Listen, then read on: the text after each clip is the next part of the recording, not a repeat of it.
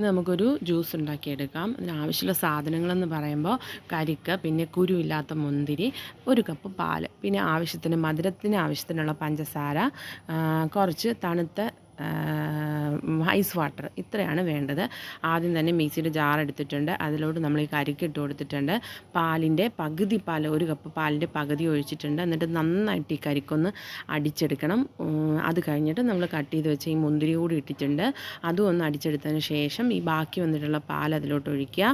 മധുരത്തിന് ആവശ്യമുള്ള പഞ്ചസാരയും കൂടി നമുക്ക് ഇടാം. ഇട്ടതിന് ശേഷം തണുത്ത ഐസ് വാട്ടർ, നമുക്ക് എത്ര ക്വാണ്ടിറ്റി ആണോ ഇത് വേണ്ടത് അതിനനുസരിച്ച് നമുക്ക് ഇതിനകത്തോട്ട് ഈ ഐസ് വാട്ടർ ചേർക്കാം കേട്ടോ. മൊത്തത്തിൽ വേണമെങ്കിൽ പാല് ചേർക്കാം. അപ്പോൾ പിന്നെ പാലിൻ്റെ മാത്രം ടേസ്റ്റ് ആയി പോകും. നമ്മളിതൊരു ജ്യൂസായിട്ടല്ലേ കുടിക്കുന്നത്, അപ്പോൾ കുറച്ച് വെള്ളം പോലെ ഇരിക്കണം. അതുകൊണ്ടാണ് ഐസ് വാട്ടർ കൂടി ചേർത്തത്. എന്നിട്ട് ഒന്നുകൂടി ഒന്ന് മിക്സിയിൽ വെച്ച് കറക്കിയെടുക്കുക. അപ്പോഴത്തേക്കും ഈ ജ്യൂസ് റെഡി ആയിട്ടുണ്ട്. എല്ലാവരും ഇതൊന്ന് ഉണ്ടാക്കി നോക്കണം കേട്ടോ.